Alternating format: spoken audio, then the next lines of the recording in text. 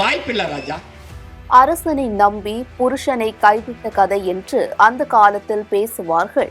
விஜயதாரணியின் அரசியல் கதையும் அப்படித்தான் இருக்கிறது.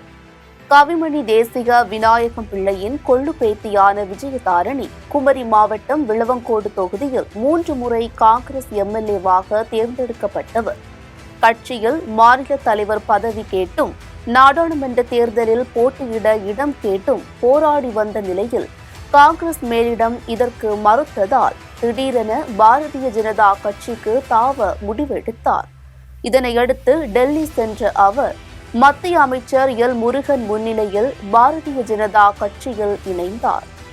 இதன் பின்னர் நெல்லையில் நடந்த பிரதமர் மோடி கூட்டத்தில் கலந்து கொண்டு பேசினார்.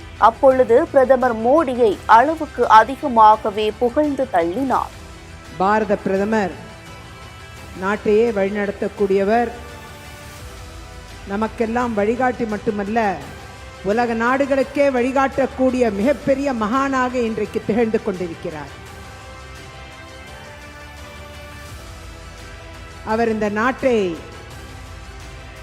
எவ்வாறாக மாற்றியிருக்கிறார் என்பதை பார்க்கும் பொழுது 10 ஆண்டுகளுக்கு பிறகு பிரமிப்பாக இருக்கிறது.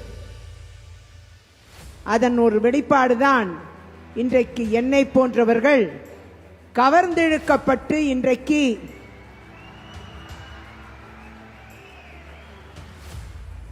நம்முடைய கட்சியில் என்னை நான் இணைத்துக் கொண்டேன். எனக்கு மிக்க மகிழ்ச்சி.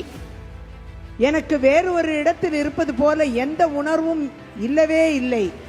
என் சொந்த இடத்தில் இருப்பது போன்ற ஒரு உணர்வு இருந்து கொண்டிருக்கிறது.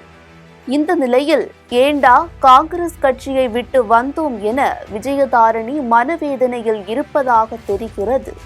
இதற்கு பல காரணங்கள் சொல்லப்படுகிறது. முதல் கட்டமாக அவர் எதிர்பார்த்த அளவிற்கு பாரதிய ஜனதா கட்சியின் மேலிடம் தக்க வரவேற்பு தரவில்லை. தமிழக தலைவர்களும் விஜயதாரணியை ஒரு பொருட்டாக எடுக்கவில்லை. மேலும் குமரி தொகுதியில் பொன் ராதாகிருஷ்ணன் தலைமையிலான பாஜக தொண்டர்கள் விஜயதாரணியை ஏற்பதாக தெரியவில்லை.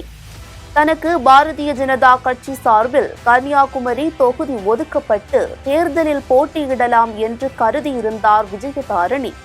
சீமான் பாணியில் இதற்கு பதில் சொல்வதாக இருந்தால் பாஜக மேலிடம் வாய்ப்பில்லை ராணி என்று தெரிவித்து விட்டதாம். வாய்ப்பில்லை ராஜா. இது போன்ற பல காரணங்களால் அவசரப்பட்டு முடிவெடுத்து விட்டோமோ, பாரதிய ஜனதா கட்சிக்கு போனால் மிகப்பெரிய அளவில் பாராட்டுகள் குவிந்த வண்ணம் இருக்கும் என்று நினைத்தோமே என்று அவர் தனது சகாக்களிடம் புலம்பித் தள்ளியதாக சொல்கிறார்கள். இதில் இன்னொரு அதிர்ச்சி தகவல் என்னவென்றால், பேசாமல் பாரதிய ஜனதா கட்சிக்கும் ஒரு டேட்டா காட்டிவிட்டு அரசியலில் இருந்து விலகிவிடலாமா என்று கூட விஜயதாரணி யோசித்து வருவதாக சொல்கிறார்கள். சட்டம் படித்தவர் விஜயதாரணி, அரசியல் நுணுக்கங்கள் தெரிந்தவர் விஜயதாரணி, பேச்சாற்றல் மிக்கவர் விஜயதாரணி. இப்படி பன்முக தன்மை கொண்டவர் அவசரம் காட்டிவிட்டார்.